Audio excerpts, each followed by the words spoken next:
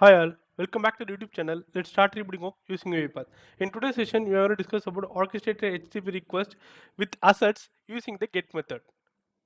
So as we already know that, so get method which help you to get the data from the orchestrator. So in our today's session, we are going to get the data from the orchestrator assets. So there will be like so many assets. We are going to make a filter of a particular asset which you are looking. Also, we are going to get the details of the all assets as well. For this get method, so you have to install this UiPath.web API activities as a prerequisite package which help you to use your decentralized activity.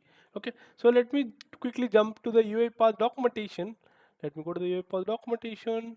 So here, as we know that, so these are the several kinds of operations which can be performed in the assets. In today's session, we are going to discuss about the get method in the assets. So let me click on get all. So here you can see, right, the get methods, how we can use the get method in the orchestrator HTTP request. So this will be the endpoint which you are going to use. So let me try to copy this endpoint. Let me go to the orchestrator. So this is the method which you already created. Let me try to comment off this and then try to drag and drop a sequence over here. Okay. And then try to name it as get method in asset. Perfect. And then so try to drag and drop your orchestrator HTTP request and then try to provide the endpoint which you have copied from the site, double quotes, and try to provide the endpoint. So once you have provided the endpoint, just make sure the method should be get. By default, it will be get method. And then so for get method, we don't need to provide any payloads. So just try to create an output response. Go here, Control K, JSON asset. Perfect. And then click on OK. So the very next step, so we are going to deserialize the particular data which you are going to get from there. So let me drag and drop the deserialize and then try to provide here as an input.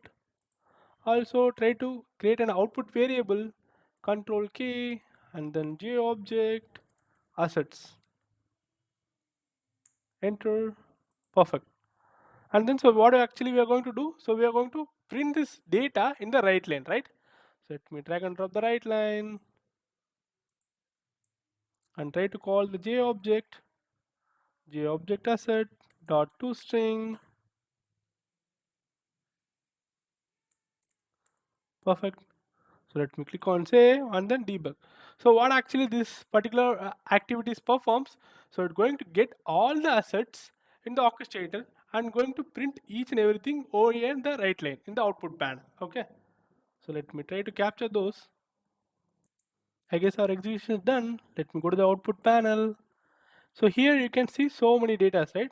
Let me try to copy this and then go to the notepad plus plus.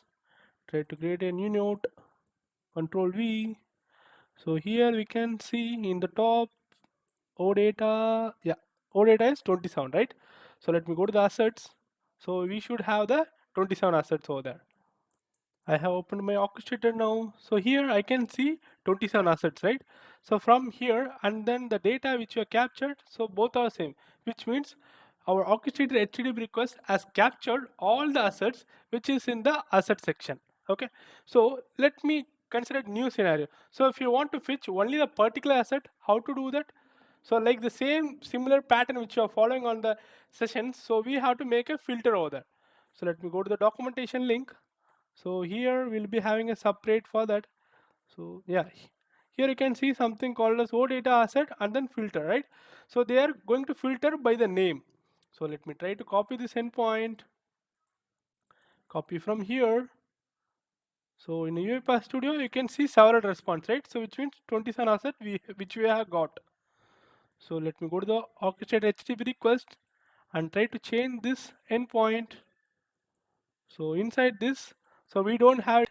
So let me try to replace that. Let me try it with the assets, which is in asset section. Let me go to the assets. So here, which you have created, which is nothing but YouTube channel name.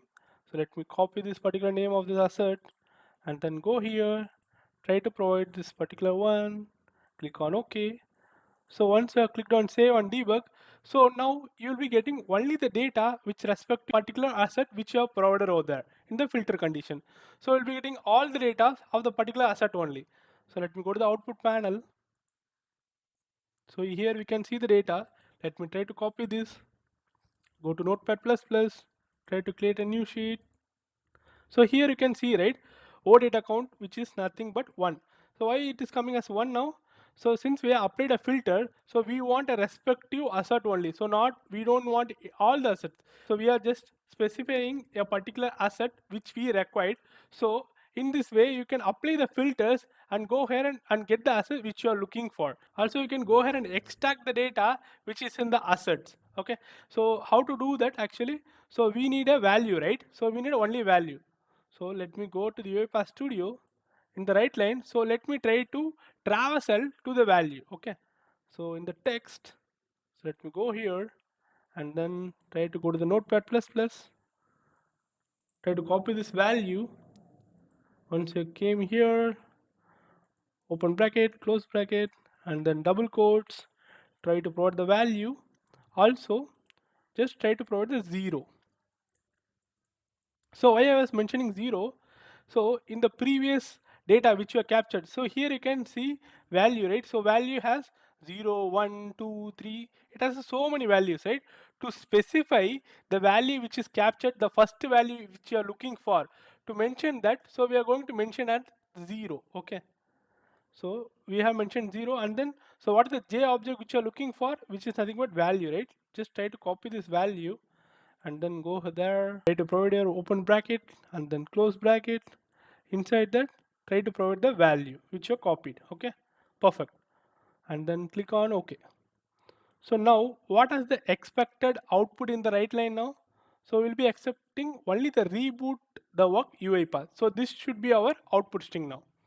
So let me try to save this and debug this.